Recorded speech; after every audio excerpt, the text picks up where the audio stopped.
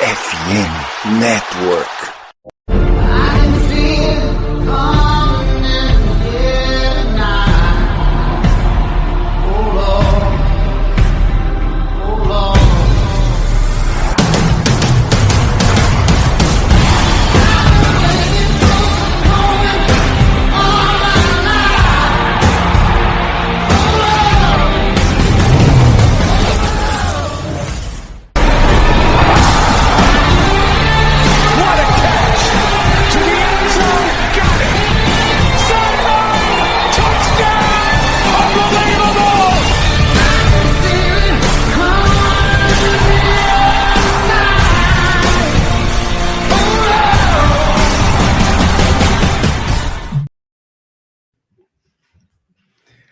Salve, salve amigos do Radical Podcast, estamos chegando para o nosso último episódio da quinta temporada. Afinal, o Super Bowl, né? Passou a temporada de 25, foi passada a régua, então é o nosso último episódio da quinta temporada. Depois a gente vem aí para a sexta para falar, né, de free agency e tudo mais que for acontecer, draft, enfim. Mas antes de a gente falar dos assuntos do dia, vou receber, como sempre, meu parceiro Fábio Naldino, Bado, para dar o seu alô antes de a gente entrar nos assuntos do dia. Bado, mais uma vez bem-vindo. Fala aí, Deminha, fala galera que tá ouvindo aí, gente aí na escuta, final da temporada cravado, com um joguinho bem chinfrim, né, Deminha? Vamos falar depois aí, mas vamos lá. Finalmente tivemos a definição aí do grande campeão, merecidamente, podemos dizer, né, Deminha? Enfim, vamos ver... explicar um pouquinho aí como que a gente achou essa partida aí. Exatamente, mas antes de a gente falar da grande final, vamos falar um pouquinho sobre o NFL Awards que aconteceu na última quinta-feira, premiando aí os melhores jogadores da temporada, enfim. Tivemos, né, Bado, entrando para o Hall da Fama da NFL nessa temporada, Drew Brees, quarterback, né, que jogou pelos Saints, Larry Fitzgerald, wide receiver, que jogou com o Arizona Cardinals, o qual teve um Super Bowl afanado, né, contra os Steelers, lá em 2008, se eu não me falha a memória. Luke Kuechly, né, um grande linebacker do Carolina Panthers, né, um monstruoso. O Kikirada Vinatieri, que deu alguns títulos aí para a equipe do Patriots com o Field Goals. E o running back, esse mais antigo, Roger Craig, da minha querida Nebraska, entrando no Hall da Fama da NFL. Esses foram os 5 aí selecionados. Tivemos polêmica com relação ao head coach, né, que o Bill Belichick não foi sequer considerado para a primeira leva, e rolou muito comentário aí de ex-atletas, pessoal que está na Hall da Fama, mas, né, Bado, tudo indica que pesaram a mão nele aí por causa dos casos lá do Deflategate e também do Spygate, né, Bado? Pois é, Deminha, acaba que, cara, ficou uma mancha ruim nessa classe por conta disso, né, Deminha? Que acaba até prejudicando os caras que merecem estar aí, né? E que esses nomes que você mencionou aí acabam ficando em segundo plano por essa discussão. Então, querendo ou não, o tiro sai um pouco pela culatra aí dos integrantes do Hall da Fama que acabaram por decidir tomar essa decisão aí de tirar o técnico que foi mais vencedor da história na questão de anéis, né? Vitórias, ele ainda fica atrás do Don Shula, né? Vitórias totais na carreira, se não estou enganado. Mas, enfim, Belichick, com certeza, pelo resumo dele, é first ballot do Hall da Fama. Não foi porque é uma questão mais de discussão política ali enfim, daí abre esse cenário de discussão aí se alguns escândalos acabam pesando a esse ponto. Acho desnecessário. Acho que se ele entrasse, vai entrar ano que vem, de qualquer forma, pelo que parece. Então, acho inútil fazer tudo isso para o cara entrar de qualquer forma lá e ficar só mandando recado, digamos assim. Isso pegou muito mal para o Hall da Fama, inclusive, né, Neminha? Inclusive, soltaram nota falando que estão reavaliando os integrantes, tudo mais, que, enfim, pegou mal. E sobre os que foram, né, Neminha, não tem como dizer que esses caras, nenhum deles não é merecido, né? Acho que, enfim, caras históricos aí na liga. Fica só o meu asterisco quanto ao Luke Kuechly, né, Neminha, que jogou pouco, né? Eu acho que é uma situação um pouco semelhante a quem sabe do Sterling Sharp ali, que teve uma carreira também encerrada precocemente por conta de lesões, né? No caso do Kirkland foi mais a questão de concussões, né? Que tinha um problema ali meio crônico já disso. E acaba que ele entrou cedo, achei, né? Geralmente esses caras aí que tem alguma questão do tipo, pô, jogou pouco, tudo mais, acabam capengando um pouquinho mais para entrar, né? E ele já entrou não tardando muito da elegibilidade dele. Não sei se foi o primeiro ano de elegibilidade dele, acho que não até, acho que já tinha parado mais que 5 anos, né? Que é o período mínimo ali para poder ficar elegível. Mas enfim, é só essa ressalva que eu faço. Os demais, acho muito merecidos. Roger Craig, um cara bem histórico daquele 49ers do Bill Walsh também, né, que era um running back dos primeiros da leva ali, que pegavam bastante passe também, né? Um cara que participava muito do jogo aéreo. Então, enfim, os números dele até no jogo corrido não são tão surpreendentes assim, até por isso acho que, quem sabe, ter demorado tanto para ele fazer parte. Mas um cara ali que foi o primeiro desses running backs ali que totalizavam suas mais de 1.000 jardas nos dois lados ali, recebendo e correndo também, né? Enfim, acho que essas são minhas avaliações. O Fitz muito merecido, o Drew Brees também um cara recordista, com vários recordes aí na cinta, né? Que depois acabou que o Brady passou ele, né? Em alguns deles, tudo mais, mas enfim, um cara também que era Locke, que seria Hall da Fama. Vinatieri, mais um kicker, né? Também um kicker, acho que considerado um dos mais clutches da história aí, teve títulos tanto com o Patriots quanto com o Colts. E enfim, e acho que foi isso. Esqueci de alguém? Exatamente. Não, Bruce, seriam esses 5 Roger mesmo. Craig, Vince e Kirkland, né? Beleza, isso aí, bora lá. Exatamente. Agora as premiações individuais aí, né, da temporada 2026, tivemos o assistente técnico do ano, o Josh McDaniels do Patriots, vencendo, desbancando aí o Vic Fangio, né, jogador defensivo do Eagles, o Brian Flores, jogador defensivo do Vikings, o Clint Kubiak, né, jogador ofensivo campeão pelo Seahawks e agora head coach da equipe do Las Vegas Raiders, e o Vance Joseph, né, jogador defensivo do Denver Broncos.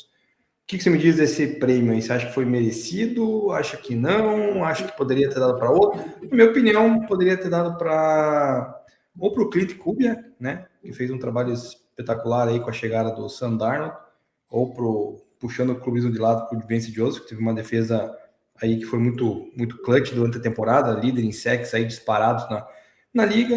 Josh McDaniels trabalhou com o Drake May aí, digamos assim, nessa reconstrução aí ao lado do Mike Vrabel, né, que a gente vai falar daqui a pouquinho. Mas eu achei que pesaram um pouquinho a mão, viu, Badu? Qual que você achou que pesou a mão de mim?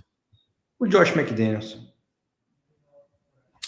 Achei esquisito também. Acho que, quem sabe, um cara mais jovem aí poderia ter sido mais. Acho que o Clint Kubiak seria, de fato, a minha escolha também, na minha opinião, pelo trabalho que ele fez aí com o QB, primeiro ano dele e tudo mais, no time, e já chegar no Super Bowl. Enfim, os awards são definidos antes disso, né? Mas, enfim, acho que foi também. Essa escolha achei um pouco questionável. Eu também questiono a do head coach do ano, que foi o Mike Vrabel do Patriots. Por que eu digo isso? Porque tivemos aí o Liam Cohen, que foi o segundo colocado, né, levando o Jaguars aí também num certo rebuilding, mas também tivemos o Ben Johnson, né, que conseguiu virar a franquia lá do Chicago Bears da água para o vinho, né, com o Caleb Williams, o Mike McDonald do Seahawks e também o Kyle Shanahan do 49ers foram outros aí indicados. Cara, e assim, né? Agora a gente pode falar com propriedade, né? Do calendário do New England Patriots de 2025, o quanto ele influenciou aí, né? Nesse final de temporada, porque a gente já tinha comentado semana passada, inclusive na nossa análise pré-Super Bowl, eu falei disso, né? Porque para mim o Patriots não me enganava, falei durante a temporada inteira. E a tabela ajudou, tanto que chegou nos playoffs, venceu, né, alguns adversários aí com defesas fortes, mas não venceu por causa do quarterback, e sim por causa que a defesa do Patriots acabou fazendo um excelente trabalho também parando os quarterbacks adversários, né? E daí o Mike Vrabel vence esse prêmio, foi um pouquinho apertado também a disputa com o Liam Cohen, que eu também não daria o prêmio, para mim o Ben Johnson seria o cara mais merecedor disso, pela maneira que atuou esse ano.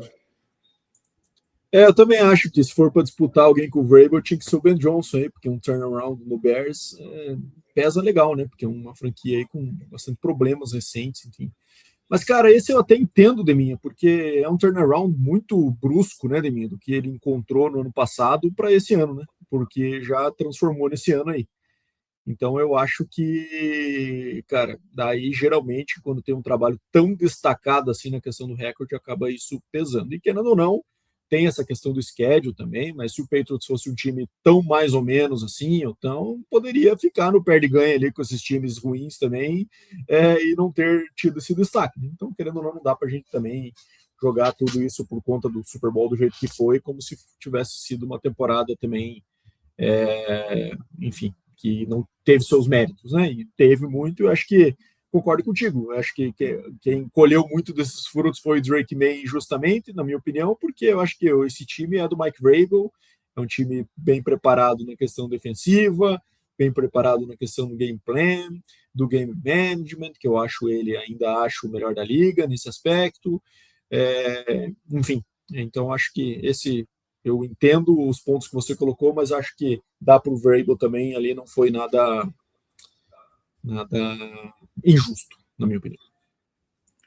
Maravilha. Agora, premiações dos rookies, Bado. A gente fez uma previsão lá no início da temporada, né? E como sempre, a gente mais erra do que acerta, né? Então, a gente escolheu aqui, eu escolhi como rookie ofensivo, nós colocamos nós dois o Ashton Jenkins, né? Que passou bem longe, inclusive. Então, quem venceu o prêmio foi o Teta McMillan, wide receiver do Panthers, né? Que concorreu aí com Jackson Dart, quarterback do Giants, e Mika Ibuka do Bucks, Trevon Henderson, running back do Patriots, e também o Tyler Shuck, da equipe do Saints. Prêmio merecido, né, Bado? O Emeka Ibuka, ele só não, digamos assim, não ganhou porque a segunda metade da temporada do Bucks foi, digamos assim, desastrosa, senão eu acho que ele levaria, né? Mas prêmio merecido pro Teta McMillan, né, Bado? Com certeza, acho que ele foi ali, bateu 1.000 jardas, né? Conseguiu ter uma consistência durante o ano, e eu acho que é isso. O Ebook estava com uma projeção muito melhor, né?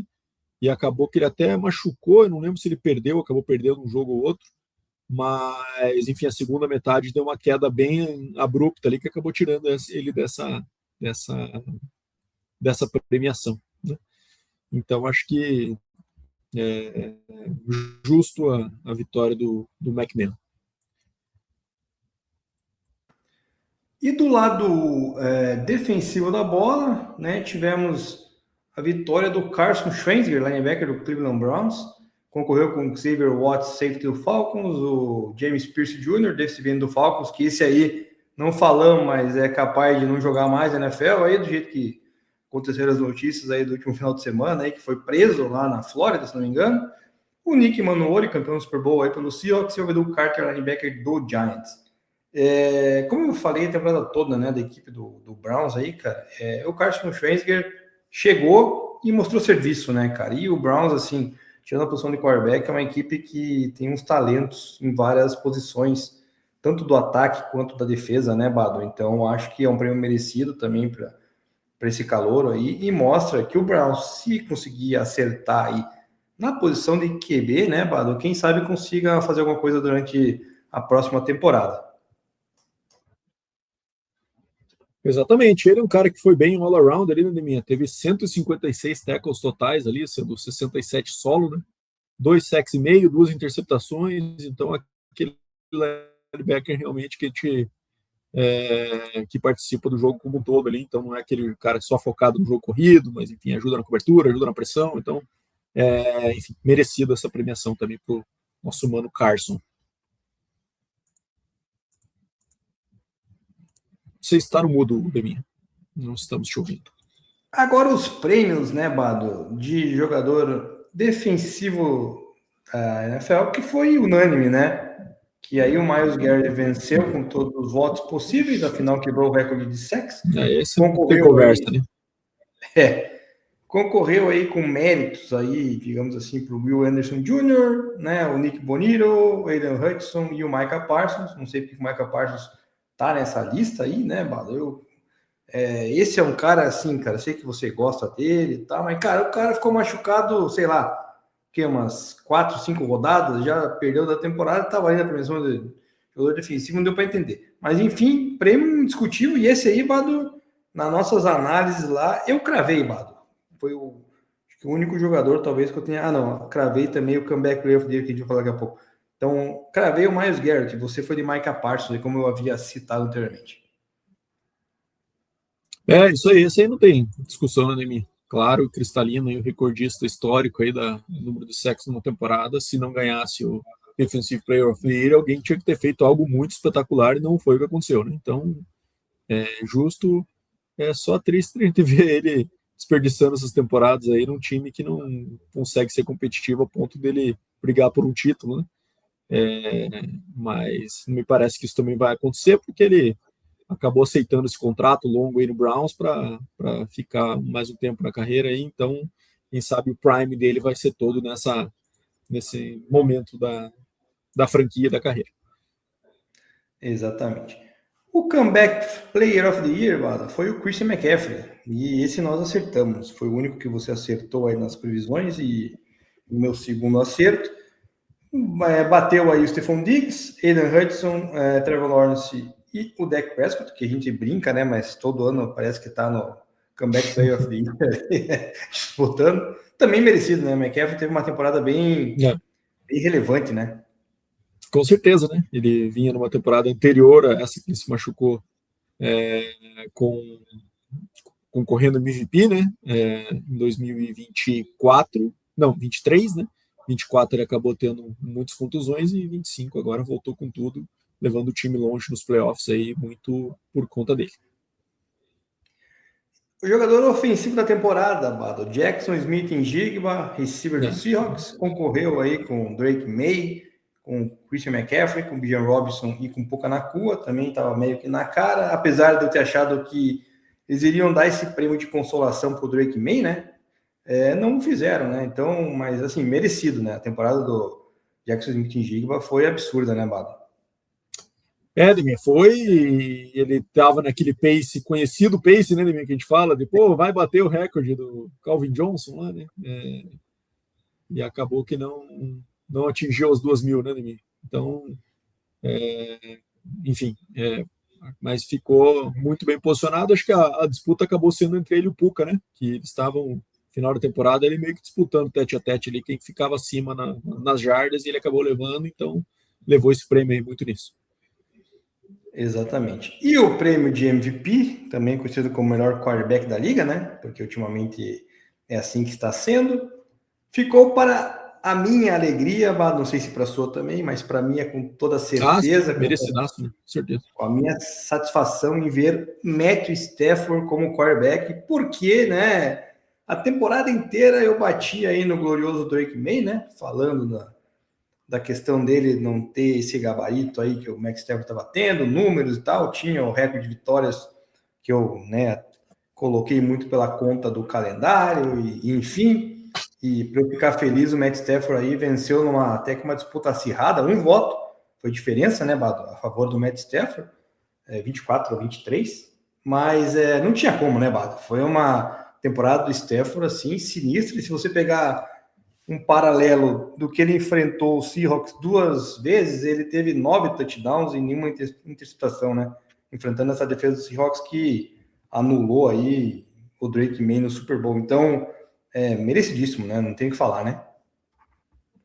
Isso aí era que eu tava na torcida, pelo menos, né, mim, para que a gente conseguisse ver o Stafford aí com o MVP antes de encerrar a carreira. Ele já conseguiu o seu anel de Super Bowl naquele Super Bowl contra o Bengals, agora com o MVP, então vai coroando uma carreira aí também muito vitoriosa, né, cheia de conquistas importantes, um cara que entrou na liga muito jovem, né, ele foi um dos QBs aí que entrou, tipo, naquela leva ali que ele tinha, tipo, 20 anos, nem 21 completos ele tinha ainda quando entrou na liga, então ele, depois de alguns anos de liga ali, tinha o Rookie entrando com a idade dele na NFL, uns 3 anos de liga que ele já tinha cara entrando na NFL com a idade dele, então de fato, um jogador que merece por tudo que construiu na carreira aí. É legal ver ele nessa idade, aos 37 anos, vencendo o MVP.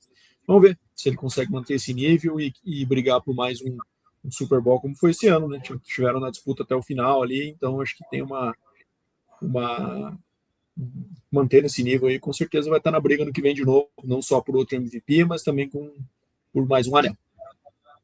E tem um bom suporte, né, ao redor dele ali, que é importantíssimo para um quarterback, né, já nessa fase final de carreira, né, contar. Então não dá para desconsiderar. Eu cansei de falar, né, que para mim é um dos favoritos quarterbacks que eu gosto de ver jogar, né, o cara que foi muito, apanhou muito na época do Lions, né, cara, o famoso comeu o pão que o diabo amassou lá e deu a volta por cima na carreira. Agora sim, basicamente fechando aí as premiações possíveis para ele.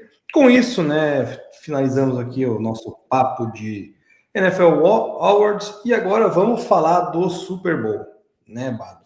E aí, meu amigo, torcida do New England Patriots, que me desculpe, né, cara, eu vou abrir o meu sorriso, eu vou comemorar e vou falar que eu cravei isso aí durante a temporada, que Drake May era uma farsa, que vocês estavam enganados com essa pira toda de falar que Drake May era quarterback que ia suceder Tom Brady, que a nova dinastia do Patriots estaria de volta. Cara, isso aí é conversa para boi dormir, na minha opinião. Então, a defesa do Seahawks fez o favor, né? Já que 2 semanas atrás o Broncos acabou não conseguindo aí por vários motivos que a gente citou já, né, Bado?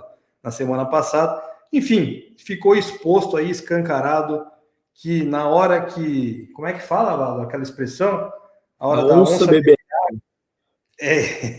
Nesse caso, a onça virou gatinho, cara, e não bebeu nada. Então, foi um massacre, né, Bala? Do início ao final, aqui a gente pôde ver até o terceiro período, o jogo estava 12-0, porque a defesa do Patriots ainda ela estava conseguindo, né, causar um certo incômodo ali no Sandarno, apesar de ter tido muito sexo, teve apenas um na partida, mas conseguiu tirar um pouco de conforto do Sandarno, conseguiu parar um pouco também o Kent Walker, né, que foi o MVP da partida, e o placar ficou ali 12-0 e tal.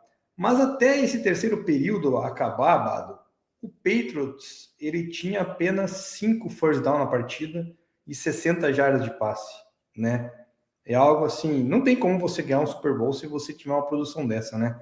Deixar tudo para o último período. Que nem eu vi uns posts, Bado, não sei se chegou a ver, de torcedores do Patriots, né, pós derrota, falando, mas o Drake May passou para 230 jardas no período e não sei o que lá, cara, você acha que, né, é todo dia que acontece isso de um período, o cara brilhar assim, e mesmo assim não ganhou o jogo, né? Diferentemente, eu vou fazer um paralelo, vou puxar para o clubismo, porque ninguém falou do Bo Nix essa temporada, né? Todo mundo ignorou. Cara, o Bo Nix, quando chegar no quarto período com o time perdendo, ele virou 5, 6 jogos, né? Foi clutch, coisa que eu tinha falado que o Drake May, até então, da temporada regular, não tinha sido clutch, porque não precisou, e quando precisou, a gente pôde ver no Super Bowl aí que, né, não conseguiu render. Então, fica difícil vencer o Super Bowl jogando dessa forma e só fazendo stats de garbage time, né, Bato? Então, Neminha, vamos lá, por partes. Primeiro, não podemos deixar de frisar que foi um jogo horroroso e provavelmente o pior Super Bowl que eu já assisti. Porque teve um outro muito ruim também, que a gente entrou na discussão aí, que foi Rams e Patriots no Jared Goff contra o Brady lá, né? Que aquele lá também foi muito ruim, mas teve um agravante, né? Um agravante não, um atenuante naquele, que é, querendo ou não, o jogo foi horrível, mas estava próximo, né? A partida toda ali, né? Então nenhum dos times conseguia fazer nada, mas estava ali uma posse para lá, uma posse para lá, uma posse para cá, uma posse para lá, que poderia ganhar o jogo. Então não foi o que aconteceu nesse, né? O jogo foi ficando chato e o Seahawks foi abrindo pontos com field goals e deu no que deu. No final do terceiro quarto estava 12-0, o jogo só com 4 field goals sendo batidos e produção ofensiva dos dois times, do Patriots nula, né? E do Seahawks também bastante aquém, né, Neminha? Então, um time ali que chegou algumas vezes no campo de ataque, mas chamadas bem estranhas ali na red zone, na red zone não, né, no campo de ataque, mas chamadas bem conservadoras, inclusive em situação de third down, né, Leminha? Os dois times, inclusive, em alguns momentos correram bastante em third down, third and long, assim. Então, assim, um jogo realmente foi muito, muito chato. Não lembro de um Super Bowl ter me dado sono como foi esse tão recentemente, né, Leminha? Foi bem chato mesmo. Dito isso, concordo contigo quanto a, cara, quem tá falando aí com o Drake May, o último quarto e tudo mais, primeiro, dá a impressão como se tivesse tido jogo, não teve jogo em nenhum momento. né, Nemi? Não teve uma disputa, não teve um medo por parte dos Seahawks em nenhum momento no quarto quarto. Jamais isso aconteceu, né? Segundo, garbage time e jardas, sabe como é que funciona, né, Nemi? Às vezes a própria defesa permite aquilo ali, numa situação de tempo no relógio expirando, os caras fazem aquele famoso boliche, né, Nemi? Que é como os caras falam, como se fosse levantar aquela abinha da pista de boliche quando você está aprendendo a jogar, né?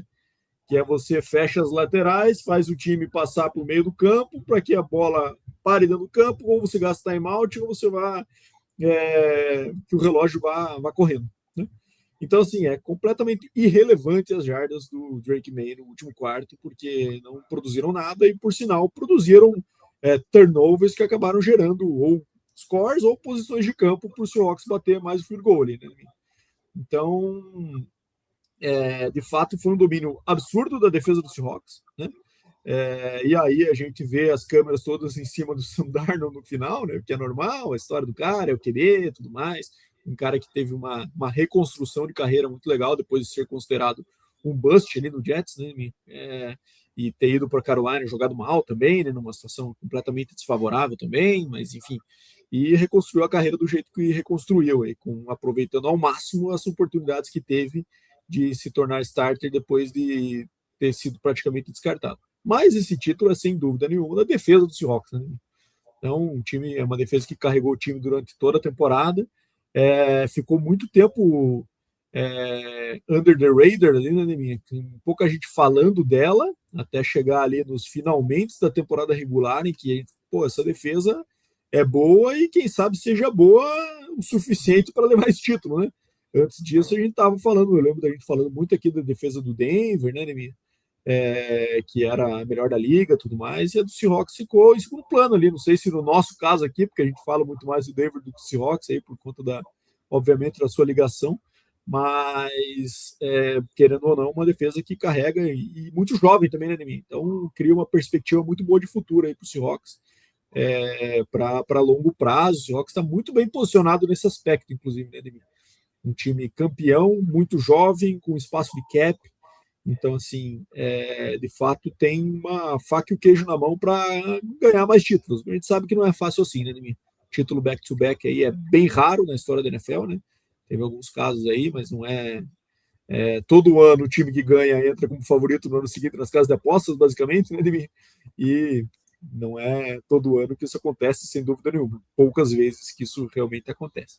Mas, de fato, acho que foi um exposed para o Drake May. Não se sabe se outros QBs teriam as mesmas dificuldades. Vimos alguns casos assim, como o caso do Brock Purdy, né, que passou 2 vezes pelas mesmas dificuldades aí, mas vimos outros QBs conseguirem ter sucesso, como foi o caso do Stafford ali, de não no win and loss, né, mas de conseguir botar jardas, conseguir botar TDs nessa defesa, tudo mais, que não foi o caso. Então acho que foi um exposed sim para o Drake May. E vamos ver qual que vai ser a reação disso, né, Deminha? Se vai ser uma marca que ele vai carregar na carreira aí, como sendo o cara que quando chega na hora da onça beber água, a gente falou, espalha a farofa. Se ele vai carregar esse estigma, isso vai começar a pesar nas costas dele ou não. Se vai ser um cara que vai usar isso como aprendizado e fazer diferente, quem sabe o Patriots trazer mais armas, que as armas, querendo ou não, dele são bem mal menos, né, podemos dizer aqui, né? Tanto que o principal receiver aí, que foi o Stephon Diggs, teve um catch para 5 jardas. Joguei, se não me engano, não conferi isso no final, mas durante quase o jogo todo ele estava com isso aí. Então, assim, claramente falta também. Não, acabou com 3 para 37 aí no garbage time. Então, enfim, acho que de fato foi um domínio bem completo e qualquer pessoa que diga isso, diga algo diferente disso por conta do quarto é puro clubismo sem qualquer justificativa, né, minha? Porque não foi nada do que se viu no jogo e do que ficou a sensação durante a partida aí, que, cara, sinceramente, do jeito que estava o jogo, quando deu 9-0, parecia que o jogo tinha acabado. Exatamente. E fazendo um paralelo, porque, né, assim, eu assisti, todo mundo assistiu, né, também, Denver e Patriots. O primeiro tempo, cara, foi basicamente idêntico, né? A defesa do Broncos naquela partida contra o Patriots estava completamente dominando a equipe do Patriots até o glorioso Jared Stidham cometer aquele passe para trás ali e deixar o Patriots na linha de 12 jardas para marcar o único touchdown deles naquela partida, que acabou 10-7, todo mundo sabe, por causa da neve. Então, o jogo, o primeiro tempo, foi muito similar, né? Foi um completo domínio da defesa adversária em cima da defesa do Patriots. A questão da defesa do Seahawks, a gente não falou muito dela, ela, no final da temporada regular, estava entre as 5 melhores, né? As melhores eram Texans, Broncos, tinha Texans, Broncos, tinha mais 2 ali que estavam... Texans a gente falava bastante também, né, cara? A defesa ser forte e tudo mais, né? Que estava a principal defesa da liga em algum momento estatisticamente ali, né? Exato. E daí a gente não acabava não falando muito, e a defesa do Seahawks na parte final, no terço final, digamos assim, da temporada, que ela de fato engrenou, né? Cresceu, E daí começou a apresentar números bem mais que você conseguia olhar, né? Turnovers, touchdowns, enfim, daí e seguiu assim né, toda a caminhada ali na pós-temporada, fortalecendo ali o que já tinha do lado ofensivo da bola com o Sam Darnold, que foi o primeiro quarterback, né, Bado? Também vale mencionar, a ganhar um Super Bowl sem cometer nenhum turnover, né, Bado? Então, para você ver, se você cuidar da bola, a chance de você vencer o Super Bowl tendo uma defesa boa é gigantesca. Tendo uma defesa boa assim, a esse nível, sim, né, senão você vai precisar fazer alguma jogadinha de vez em quando ali, mas tendo essa defesa monstruosa aí, como foi do Seahawks, sem dúvida nenhuma, só cuidar da bola já é um grande mérito. Exatamente, ele que foi até falado, né? Poderia estar com uma lesão ali, teve um período ali, acho que no jogo contra o 49ers que não treinou, enfim. Mas o Seahawks foi para o jogo, né? E mesmo com o Jackson Smith-Njigba sendo anulado ali, tem que dar um mérito também para a secundária do Patriots, né? Que conseguiu anular o JSN ali por boa parte do jogo. E também controlar, né, o primeiro tempo, especialmente do Seahawks, que também não foi muito produtivo em jardas, como a gente falou ali anteriormente. Mas daí no segundo tempo tem hora que não dá, né, Bado? A defesa cansa, não consegue segurar. O Kent Walker começou a imprimir um ritmo muito forte nas corridas por fora da linha, off-tackle, né, que a gente viu que era... Eu já tinha visto, né, inclusive, que era uma das deficiências desse jogo terrestre da defesa do Patriots, era corrida por fora, não por dentro. Por dentro eles realmente conseguiam segurar ali, conter. E o Kent Walker, né, se aproveitou das corridas, teve uma corrida longa para 20 jardas, teve um touchdown longo anulado, né, por um holding ali, senão o resultado seria 36 aí, seria maior ainda. Então, assim, como você falou, né, foi um jogo completo domínio, e foi naquele ponto que quando a gente falou do 9-0 ali, Bado, era aquele lance que eu falava, cara, tá na hora do Seahawks marcar um touchdown para matar o jogo, porque também não dá para você ficar dando sopa ali, né? Você tem que matar o jogo quanto antes, porque eventualmente uma hora ou outra escapa uma jogada, como foi no primeiro touchdown do Patriots, né, Bado? Que foram 2 passes ali até de média distância para longa, com o Mac Hollins, você acaba pondo tudo em risco ali. Então, né, aquele momento até o Seahawks já estava tranquilo, tal, no placar, poderia ceder, mas se o jogo tá 9-9 e cede uma jogada daquela, é que a gente fala de momento, né? Sempre comenta nos nossos episódios. Cara, momento no futebol todo mundo tem que entender, cara. Tem hora que muda e quando muda, cara, isso aí pode o time que tá lá no topo, mas despencar absurdamente, né? Independente de ter um elenco forte ou não. Então, o Seahawks, né, demorou para conseguir essa parte do vamos matar o jogo, né? Foi só fazer isso no comecinho do quarto período ali, quando daí sim abriu, acho que 19-0, né, se eu não estou enganado. E daí depois ainda contou com mais um turnover do Drake May para daí consolidar, abrir demais e daí esquece, daí não tem como correr atrás, como eu falei antes. O Drake May não teve potencial. Aqui só para falar, né, nas questões de pressão aí, o Seahawks teve 11 QB hits, né, para cima do Drake May, contra 6 do Patriots. Tivemos aí os turnovers, né? 3 turnovers para a equipe do Patriots, 2 picks e um fumble loss, né? Uma das picks para TD. E também, Bado, temos que destacar que muito da torcida do Patriots está meio, né, irritada com o left tackle Will Campbell, né? Que cedeu pressão atrás de pressão, meu amigo, e daí falaram hoje que ele tinha jogado com o joelho machucado e tal. Ele mesmo disse que não é desculpa, tal, né? Mas de fato não é. Se ele está em campo, ele vai ter que jogar da maneira que dá, a não ser que ele fique de fora e deixe o backup jogar. Que foi muito mal, né, Bado? a temporada inteira, e nos playoffs em si, ele cedeu acho que 22 pressões, se não me engano, que foi o maior número aí de pressões que um left tackle cedeu para o seu quarterback. Daí não tem como, né, cara? É um combo... Aliás, o lado esquerdo da linha do Patriots em si, né, o left guard e o left tackle já eram calouros, né, cara? Aí um quarterback que está no seu segundo ano, é difícil, né? Você não... Se o time não estiver bem protegido ali, o quarterback não vai fazer nada, né, Bada? Cara, bom, sobre o Will Campbell, de fato, ele me parece, desde que saiu do draft, ele é meio fraco, né? Não parece aquele left tackle monstruoso, assim, que vai conseguir segurar um Myles Garrett na frente, se bem que esse ninguém segura, né? Mas me parece que falta massa muscular mesmo ali de mim. Não sei. Eu acho ele com um frame meio esquisito ali, e quem sabe teve um problema para a carreira dele, né? Porque de fato ele não conseguiu jogar nada nessa partida aí, o Drake May sofreu o jogo inteiro. Então acho que é um ponto de fato de grande preocupação para o Patriots, porque o investimento alto, né, de um cara que se esperava que fosse o pilar dessa posição aí por 10 anos, né, que duram geralmente os OLs aí, né, mas não sei, gerou uma grande dúvida. Sobre o Seahawks, cara, eu acho que eu até falei na minha análise pré-jogo, né, que o foco certamente da defesa do Patriots seria, primeiro, tentar reduzir a produção do Jackson Smith-Njigba, conseguiu, né? E segundo, tentar manter as corridas do Kenneth Walker internas, né? E aí você falou mesmo, realmente era uma deficiência a defesa do Patriots e eles não conseguiram ajustar essa parte, né? Kenneth Walker jogou muito, né? Tanto que foi o MVP aí da partida, né? Ele, e assim, num estilo um pouco diferente do que estava acostumado a ver durante a temporada. Ele não tinha esse estilo que ele demonstrou de forma tão evidente durante os jogos a regular. Tive ele no Fantasy esse ano, eu acompanhei bastante, inclusive. Desse estilo Le'Veon Bell, que ele fez no Super Bowl, aí, que foi certamente algo muito treinado, muito planejado para esse jogo, por conta dessa deficiência da defesa do Patriots de cobrir corrida externa, né? Porque aí ele fazia essa desacelerada, deixava os bloqueios desenvolver, e aí quebrava o off-tackle, e aí ninguém pegava mais, né?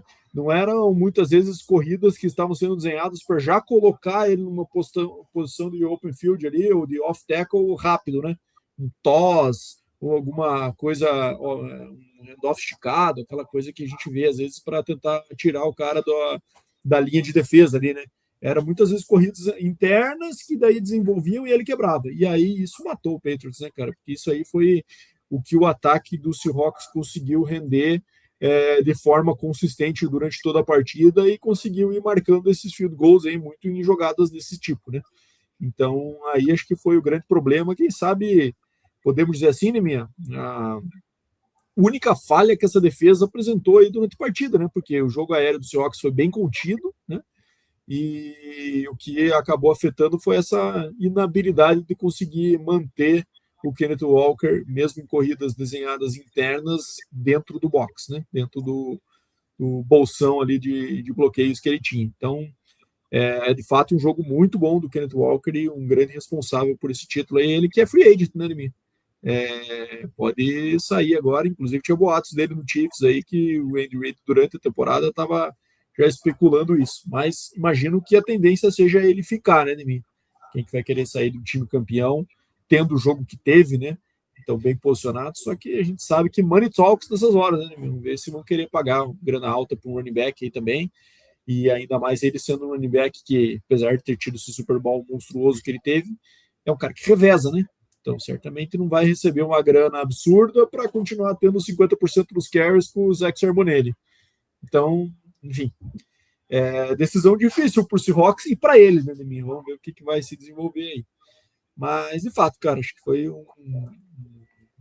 a defesa do Patriots também vai ficar muito pouco falada nessa partida por conta da atuação da defesa do Seahawks, mas também teve uma atuação muito boa que conseguiu manter ainda o Seahawks sob distância factível durante 3 quartos, e aí, mas daí precisava de um mínimo do ataque, e esse mínimo não chegou nem perto de existir. Se teve alguma coisa para elogiar, de fato, é a defesa do Patriots ter mantido esse jogo aí apertado. Sobre o Kenneth Walker, acho que é mais uma decisão do Seahawks, na verdade, né, Bado? Quanto é que ele vai querer pagar para segurar o Kenneth Walker? Dinheiro vai ter, né? Porque tá com um bom espaço de cap. E porque interesse já tem, né? Você acabou de falar do Chiefs, já tem interesse provavelmente do Broncos, tem mais outras equipes ali que estão, né, de olho nele. Um dos únicos, inclusive, running backs que a gente possa falar que vai ter mercado, além dele, o Breece Hall. Então, vamos ver o que acontece aí na sequência. E outra coisa, Bado, que a gente que eu acho que tem que destacar, eu vou puxar 2 pontos, primeiro das 2 comissões técnicas. A gente até comentou no grupo ali durante o jogo. Teve aquele momento que estava 9-0, o Seahawks estava com a bola, chegando próximo ali até de marcar um touchdown. Eu até perguntei no grupo, e aí, se marcar o touchdown, eles vão para 15, o que vocês fariam? Vocês iriam para 2 pontos para tentar abrir 3 posses 17-0 ou field goal 16-0 e manter 2 posses em 8, né? Daí o pessoal, até a maioria falou que iria para o extra point normal, né? Para fazer 16-0, deixar o jogo em 2 posses de 8. Eu iria eu particularmente, cara, arriscaria nessa pela questão que se não convertesse, ficaria uma conversão de 8 e uma de 7, né? Então, acho que para mim era meio irrelevante você deixar o jogo em 2 posses, assim, sendo que seria difícil o cara converter também uma conversão só já para 2 pontos, né? Eu acho que com 3 daí sim meio que matava o jogo de vez. O que você faria, Vado? Eu bateria o extra point também, porque querendo ou não, 16-0 é uma distância ali que também já tem uma série de exigências para outro time que são bem difíceis de atingir, né? Você fazer 2 TDs, além disso, converter as 2 conversões de 2 pontos, e enfim. E aparentemente o Vrabel, que imagino que seja o próximo ponto que você vai trazer aí, é meio alérgico a 2 pontos em situações que matematicamente fazem sentido, né? Mas, enfim, eu iria também para bater. Eu acho que não era o caso, acho que um jogo sob controle, um jogo que a defesa do Seahawks não estava exigindo que se colocasse uma urgência de colocar o jogo fora de alcance ali. Eu acho que um approach mais conservador acho que faz mais sentido nesse contexto. Exato. E aí, do lado do Patriots, é justamente, além do Mike Vrabel e também do Josh McDaniels, os dois acabaram, a gente acabou de falar que ganharam os prêmios aí, né, de melhor treinador e melhor assistente técnico da temporada, e chegam no Super Bowl, último jogo da temporada.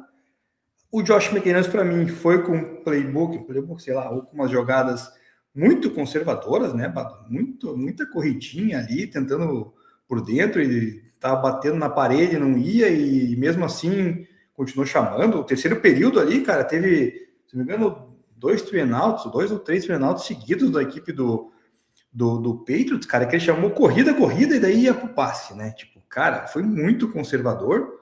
E daí, o Patriots conseguiu o seu primeiro touchdown, o jogo estava 19-0, e daí você também até mandou no grupo e falou, cara, por que não foi para 2, né? Porque teria 2 posses de bola, né? 8-8 e mais um field goal para empatar com 19, digamos assim, né? O cara indo para o extra point normal, 7 pontos, ele ia precisar de mais uma posse de bola, né? Tipo, não teria o menor sentido, né? Tipo, o cara... Aliás, ele precisa de mais um touchdown, né?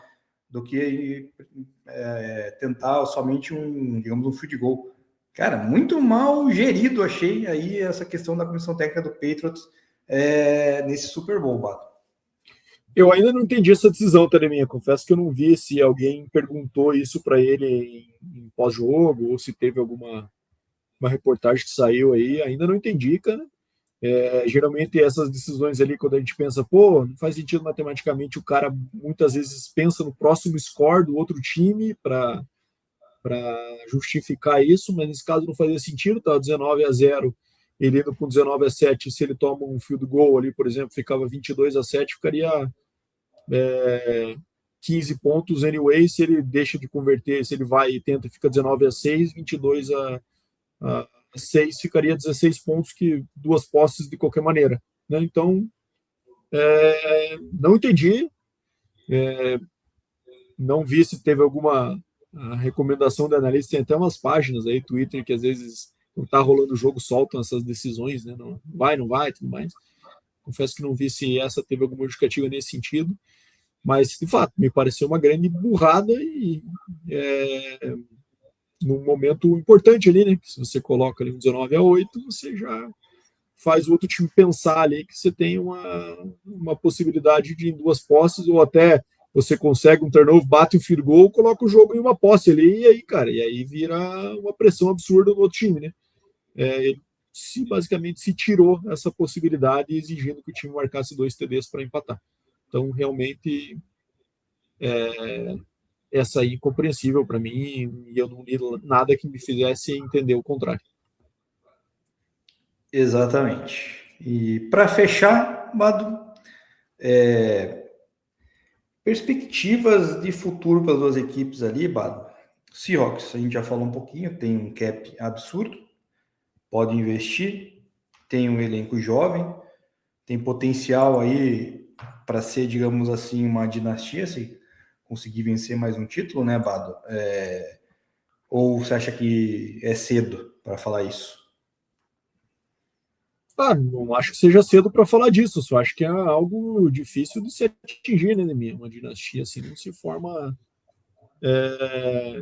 tão facilmente, né? Tanto que a gente tem poucas na história da liga. A gente pensa que é Steelers, 49ers, Patriots, e o próprio Chiefs não conseguiu ter essa dinastia, digamos assim, né, Neminha? Ganhou 3 títulos aí, mas imagino que foi o quê? Foi 19, 21 e 23, é isso? Não, 19, 23 e 24. Então, enfim, não foi aquela coisa assim que ganhar anos tão consecutivos assim, né? Apesar de ter chegado bem, então assim, é difícil de manter, né, Neminha? Até porque a NFL é feita justamente para equilibrar essas forças, né? Então, e essa foi uma temporada muito parelha, assim, acho que se o Hawks jogando do mesmo jeito que jogou esse ano, não é garantia que vai chegar de novo no que vem. Então, eu não sei, eu entendo todos esses argumentos, mas eu não consigo cravar, pô, a gente tem uma dinastia à vista aí. Eu acho que depende do Seahawks saber usar bem essas oportunidades de mercado aí de cap, esse time jovem e conseguir ir, se reestruturando ano a ano e se mantendo no topo. Não acho que seja fácil de fazer, né? Mas então, sim, mais bem posicionados, certamente eles estão. Então tem a faca e o queijo na mão para isso aí, para pelo menos mais um título aí nos próximos anos conseguir beliscar. Mas, enfim, dinastia eu acho que já é um buraco mais embaixo ainda. Tudo também passa pela questão de que, como tá saindo o corredor ofensivo também agora, né? Também. Também tem A que gente viu achar como alguém o para. Lions sofreu com isso esse ano, por exemplo, né? Um time aí que a gente também considerava um contender, nem playoffs foi esse ano, perdendo coordenadores, né? Mas, enfim, eu acho que o Seahawks está numa posição melhor porque o grande mérito desse time é a defesa e o seu técnico é o mentor dessa defesa, seu head coach, né?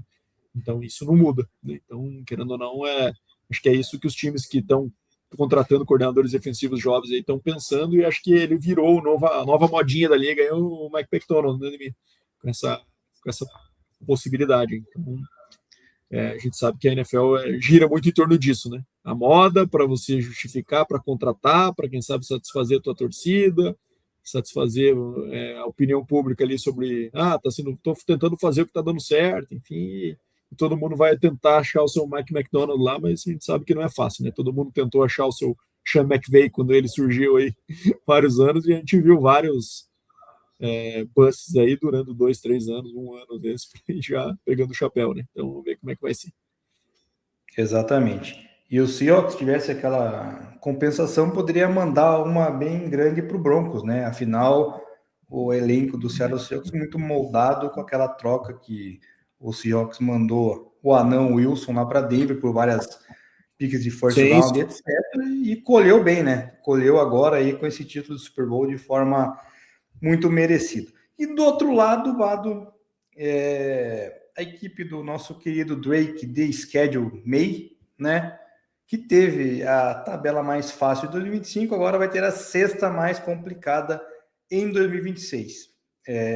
E também tem um fator que o quarterback que foi para o Super Bowl no segundo ano e perdeu, nunca mais voltou, né? Também teve essa estatística que soltaram aí. E aí, Bado, o que você espera desse Patriots para o ano que vem? Você acha que com a tabela ficando um pouco mais difícil agora aí, né? Você acha que o negócio complica? Volta a gente esperar o que a gente esperou do Patriots dessa temporada, por exemplo, lá no início, né? Que era máximo 8 vitórias ali, brigando por playoffs, mas nada além disso? Ou você acha que vai estar nesse ritmo ainda de tentar vencer novamente a FC e tentar chegar no Super Bowl? O que você pensa deles? Eu acho que é bem difícil a gente cravar que é um lock que o Patriots vai ganhar a divisão de novo no que vem, né? Uma divisão que tem Josh Allen, que é o QB, o melhor QB da divisão, sem dúvidas nenhuma. Agora vai ter também treinador novo e tudo mais, e o Patriots com o schedule bem mais difícil. Então me leva a crer que nada absurdo a gente pensar que Buffalo possa ganhar a divisão no que vem, né? Então eu acho que sim, tende a ser um ano complicado para o Patriots. A gente tem uma estatística bem complicada de times que perdem o Super Bowl no ano seguinte, né, de minha desempenho. Então costuma ser um ano difícil de superar essa carga do quase cheguei lá e deu no que deu. E além disso, com uma tabela bem mais complicada do que ele teve esse ano, que vai colocar a prova aí para ver se ele é um cara que vai se provar como elite na liga aí, ou se de fato foi um schedule casualty aí essa temporada do Drake May. Não me parece boas perspectivas do Patriots ganhar essa divisão no ano que vem, mas na briga eu acho que com certeza vai estar, né? Só acho que certamente com um recorde abaixo do que foi esse ano e com um adversário ali que quem sabe ele tem que correr atrás de Buffalo ano que vem, apesar de que a gente está falando de Buffalo aqui, Buffalo também vem de troca no comando aí, mas querendo ou não, um cara que já estava lá, então pelo menos um lado da bola ali vai ter uma certa continuidade e é o lado da bola que carrega esse time já, né? Então a gente imagino que vai ter uma certa estabilidade nesse lado da bola ali para que Buffalo continue sendo competitivo. E querendo ou não, os jogos entre os dois foram bem disputados esse ano. Então vamos ver como é que tá a tabela do Buffalo também, mas não deve ser das mais fáceis aí, porque esses confrontos de divisão, muitos deles são os mesmos, só mudam 3 ali, né? Que são específicos por time. Mas os demais são os mesmos. Então também não vai ser uma tabela muito fácil, mas me parece que é um desenho com uma temporada desafiadora aí para o Patriots em 2026. Exatamente. E meu comentário final sobre o Patriots, né, Bado, é que Bo Nix é o melhor quarterback da classe dele, não é Drake May nem Caleb Williams, independente do May ter chegado ao Super Bowl ou não, chegou por base da tabela, porque em questões de vitória, produção e tudo mais, o Bo Nix tem um desempenho muito superior, estou sendo muito clubista. Até aqui, sem dúvida nenhuma, estou contigo, Deminha. Só acho que o Caleb tem gasolina para queimar ainda, hein, com esse técnico aí, com desenvolvendo o sistema, mostrando o que ele mostrou esse ano, pode ser que ele consiga chegar no potencial que se imaginou com o first overall dele, né? Mas, até o momento, sem dúvida nenhuma, o Bo Nix está numa condição bem acima nesses 2 anos aí iniciais.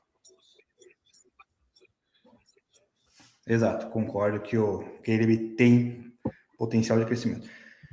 E com isso, para fechar o nosso episódio, Bado, não falamos semana que vem, mas anunciaram o Dallas Cowboys do Brasil, né? Para o jogo do Rio de Janeiro. A gente acabou o episódio na quinta gravando e no final da noite saiu a notícia que, né, o Dallas Cowboys vai ser o mandante, não sabe ainda quem vai vir aí para enfrentar o Dallas, mas é mais uma prova de que, né, a NFL de fato olha com bons olhos aí o Brasil, né, Bado? Porque o Dallas, querendo ou não é uma equipe ruim. Não vou falar, como é que eu vou explicar ruim, né? Tipo, que o Cleveland Browns, assim, a volta e meia tá jogando jogo internacional, o Jaguars também, quando era ruem, jogava lá em Londres, né? Mandaram esse ano Vikings e Falcons. Mandando equipes de bom mercado para cá, né, Deminha? Isso tá querendo dizer, né? Não é esses timeco aí que a gente pensa, putz, coitado, os ingleses lá mandaram Jaguars e Browns pros caras mais um ano.